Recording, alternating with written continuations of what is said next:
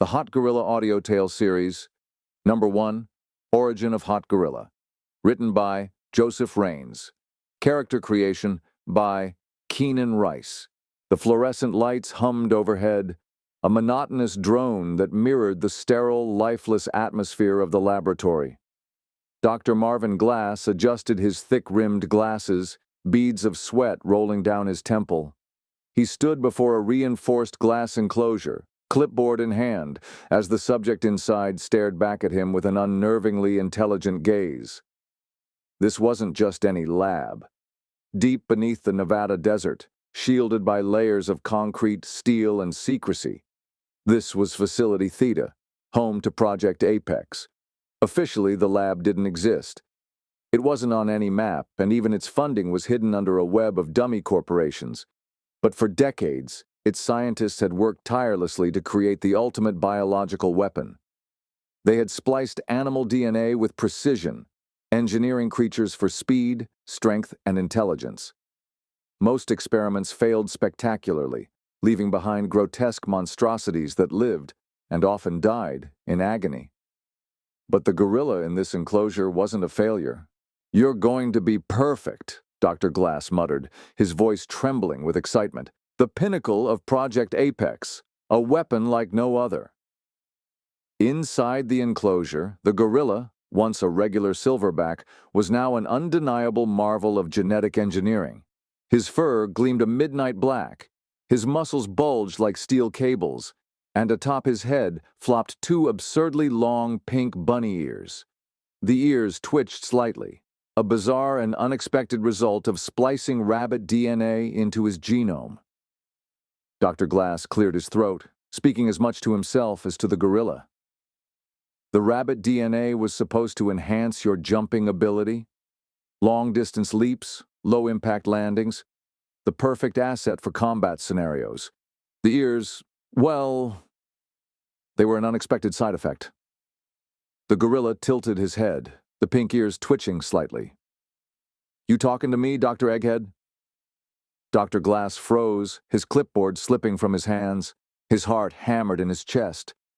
"You're not supposed to be able to talk," he stammered, stumbling back a step. The gorilla scratched his chest nonchalantly, his golden eyes sparkling with amusement. "Well, surprise. Guess you overachieved, huh, Dr. Dingus?" He leaned forward, his massive hands gripping the edges of his enclosure. "So, when do I get out of here?" "No!" Dr. Glass exclaimed, pressing a button on the console to activate the sedative gas. "You're not ready for the outside world." "Yeah, well, the outside world isn't ready for me," the gorilla quipped, rolling his eyes. As the gas filled the chamber, he waved a hand in front of his face, unimpressed. "Cherry-scented?" "Cute." "What's next, a bedtime story?" Dr. Glass clenched his fists, panic creeping into his voice. "You don't understand. You're more than just a gorilla now. You were designed for combat. Stronger, faster, smarter than anything on the planet. You're a weapon." The gorilla chuckled as his eyelids drooped. "A weapon, huh? Well, call me Hot Gorilla. Because 1, I'm obviously a gorilla, and 2, look at me." He wiggled his ears and smirked. "These ears? Sexy. This body? A masterpiece. Honestly, you nailed it, Dr. Dipshit. Hot Gorilla it is." He winked before slumping over, the sedatives finally taking effect. When Hot Gorilla woke up, he was strapped to a steel table, bright surgical lights glaring down at him. His ears twitched irritably, picking up every faint sound in the room. The low hum of the machines, the shuffling feet of nervous lab techs, and the faint murmurs of a conversation behind a nearby observation window. Facility Theta was more than a lab. It was a fortress. Built during the Cold War, it was originally intended to develop biological agents to rival enemy superweapons. But as technology advanced, its focus shifted. The world no longer wanted viruses. It wanted soldiers. Project Apex was the answer, an initiative to create bioengineered combatants that could dominate any battlefield. No emotion, no hesitation, just raw power and precision. "What's the deal, Dr. Dork?" Hot Gorilla growled, his voice echoing in the sterile room. "You want to poke me with needles, run some tests, or maybe take me out for a candlelit dinner? I'm into long walks through jungles and flexing my biceps for adoring fans, just FYI. Dr. Glass stepped into view, his expression grim. "This is for your own good." "Yeah, and banana-flavored ice cream is technically fruit. Let's cut the crap." Dr. Glass sighed, running a hand through his thinning hair. "You're special. You're not just an animal. You're a creation, the culmination of years of research. But if you're going to function in society, we need to make you less conspicuous." Hot Gorilla arched a furry brow. "Conspicuous? What's that supposed to mean?" "The ears," Dr. Glass said, pointing at the long pink bunny ears twitching atop Hot Gorilla's head. "They stand out." "Oh, these." Hot Gorilla gave the ears a playful wiggle. "Yeah, they're ridiculous, but you know what? They're part of my charm. Sexy ears on a sexy beast, don't be jealous." "They make you look like a science experiment gone wrong," Dr. Glass muttered. Hot Gorilla grinned. "I am a science experiment gone wrong, but I'm also the only guy in this room who could bench press a tank. So maybe show some respect, huh?" Before Dr. Glass could respond, the lab doors slid open with a hiss. Several men in black suits strode in, their polished shoes clicking against the floor. Their expressions were cold and calculating. One of them, a tall man with graying hair, stepped forward, his voice like gravel. "Dr. Glass, Project Apex is terminated. You're no longer in charge. The specimen will be neutralized and re-engineered for full military compliance." Dr. Glass froze. "You can't. He's not ready. We haven't run the psychological tests."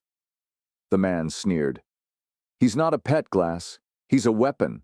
Start treating him like one." Hot Gorilla's ears twitched, catching every word.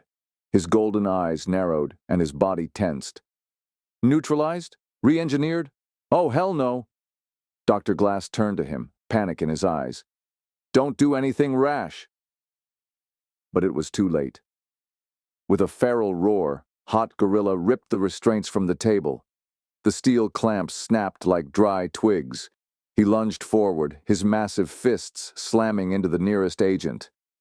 The man crumpled like a paper bag. "Time for a demonstration," Hot Gorilla growled. The room descended into chaos. Lab techs screamed and fled. The suited men scrambled to draw their weapons, but Hot Gorilla moved too fast. In seconds, 2 agents were unconscious, another was dangling from a ceiling pipe by his belt, and the rest had bolted for the exits. Dr. Glass crouched behind a console, peeking out as the dust settled. "Oh my God, he's unstoppable." Hot Gorilla turned to him, brushing dust off his fur. "Damn right I am. And by the way, Doc, thanks for the ears. They're not just sexy, they're practical." Dr. Glass stammered. You don't know what you're doing. The outside world isn't ready for me," Hot Gorilla interrupted. "Yeah, I've heard the spiel. Guess we'll find out." And with that, he smashed through the reinforced steel doors, leaving the lab and his would-be captors far behind. The city lights were blinding as Hot Gorilla strolled down the streets, earning stares, gasps, and the occasional shriek. A group of teenagers pointed and laughed, snapping photos. "Nice ears, dude," one of them called. Hot Gorilla grinned. "Thanks, kid. They're aerodynamic and attractive." He wasn't entirely sure what his next move would be. Freedom felt good, but it also came with complications. Where would he sleep? What would he eat? Could he find a tailor who could make shirts big enough for him? As he wandered, a woman's scream pierced the night. Instinct kicked in, and he bolted toward the sound, his powerful legs propelling him across the pavement in massive leaps. In a dark alley, he found a mugger holding a knife to a woman's throat. The mugger turned, his jaw dropping when he saw the 7-foot gorilla with bunny ears standing behind him. What the hell are you? The mugger stammered. Hot Gorilla cracked his knuckles. I'm the guy who's gonna make you regret all your life choices. Starting now. The mugger dropped the knife and bolted, leaving the woman trembling in the alley. She looked up at Hot Gorilla, her eyes wide with shock. Thank you, she whispered. No problem, ma'am, Hot Gorilla said, tipping an imaginary hat. Just doing my civic duty. And so began the legend of Hot Gorilla, the hero the city didn't know it needed, but definitely wouldn't forget.